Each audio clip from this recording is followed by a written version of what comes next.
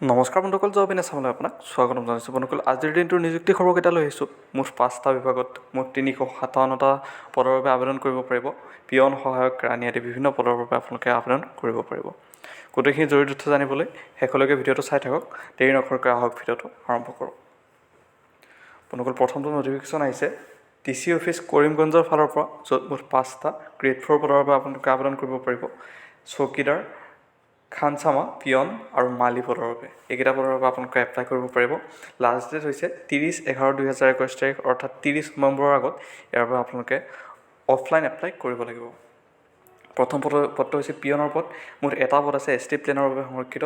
তাৰপিছত খানচামা পদ আনিজৰ বাবে মুঠ এটা পদ, চকীদাৰ 2টা পদ EWS আৰু আনিজৰ বাবে এটা এটাকৈ পদ সংৰক্ষিত আছে। মালিৰ বাবে এটা পদ আছে। মাহিলী দৰমহাৰ নিৰিখ যথেষ্ট হ'ল 12,000 টকাৰ পৰা 52,000 টকা আপোনালোকে মাহিলী দৰমহাৰ নিৰিখ লাভ কৰিব। লগতে ইয়াৰ বাবে বয়সৰ সময়সীমা 18 পৰা 40 বছৰ, লগতে এজ ৰিলেক্সন লাভ কৰিব এজ পাৰ গভৰ্ণমেণ্ট ৰুল।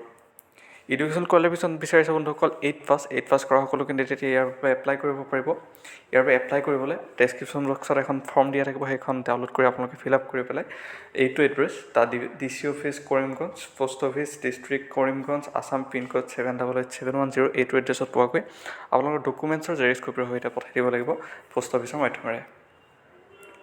ইয়াৰ আৰম্ভ হৈছে এপ্লিকেশ্যন লোৱা আৰম্ভ হৈছে 10/11/2021 তাৰিখৰ পৰা আৰু 30 নৱেম্বৰ ইয়াৰ বাবে এপ্লিকেশ্যন ছাবমিশ্যনৰ লাষ্ট ডেট। ইয়াৰ পিছৰ নটিফিকেশ্যনটো আহিছে বন্ধুসকল NHCMৰ ফালৰ পৰা, য'ত নেশ্যনেল হেল্থ মিছন 317টা supervisor, physiotherapist, account manager, data manager, consultant আৰু বিভিন্ন পদৰ বাবে আপোনালোকে এপ্লাই কৰিব পাৰিব। মুঠ পদৰ সংখ্যা হৈছে 317টা। ইয়াৰ বাবে আপোনালোকে অনলাইন এপ্লাই কৰিব লাগিব। এপ্লাই লিংক আমাৰ ভিডিঅ'ৰ ডেছক্ৰিপশ্যনত দিয়া থাকিব অফিচিয়েল নটিফিকেশ্যনৰ সৈতে, তাত গৈ আপুনি সবিশেষ চাই ল'ব পাৰে। এপ্লাই লাষ্ট ডেট হৈছে 23/11/2021 তাৰিখ, অৰ্থাৎ 23 নৱেম্বৰৰ আগত ইয়াৰ বাবে এপ্লাই কৰিব লাগিব। আৰু ইয়াৰ এপ্লাই লিংক আমাৰ ভিডিঅ'ৰ ডেছক্ৰিপশ্যনত দিয়া থাকিব।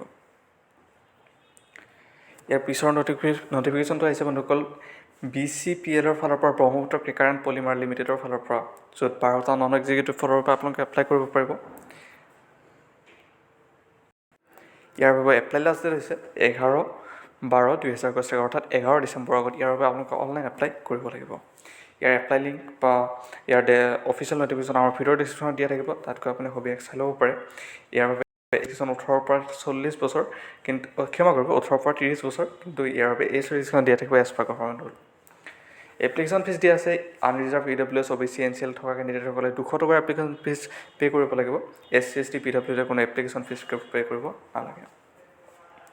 ইয়াৰ পিছৰ নটিফিকেশ্যনটো আহিছে বন্ধুসকল 7 ছিষ্টাৰ হস্পিটেল এণ্ড RC গোৱালপাৰাৰ ফালৰ পৰা, য'ত মুঠ আপোনালোকে 21টা পদৰ বাবে এপ্লাই কৰিব পাৰিব। Doctor, nurse, ward boy, receptionist আৰু বিভিন্ন পদৰ বাবে। ইয়াৰ বাবে এপ্লিকেশ্যন ছাবমিশ্যনৰ লাষ্ট ডেট হৈছে 30/11/2021 তাৰিখ, 30 নৱেম্বৰৰ আগত ইয়াৰ বাবে আপোনালোকে এপ্লাই কৰিব লাগিব।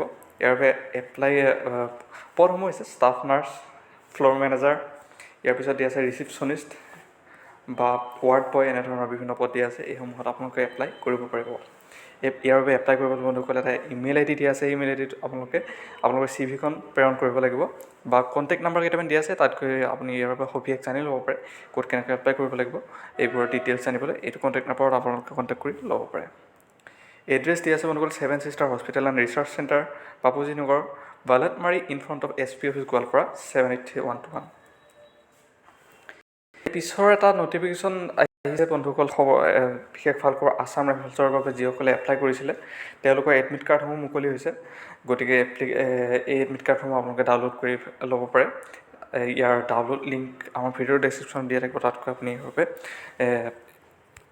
এডমিটখন ডাউনলোড কৰি ল'ব পাৰে। গতিকে আপোনালোকৰ আজিৰ ভিডিঅ'টো ইমানে। ভিডিঅ'টো ভাল পালে লাইক কৰিব, চেনেলটো ছাবস্ক্ৰাইব কৰিব। ধন্যবাদ।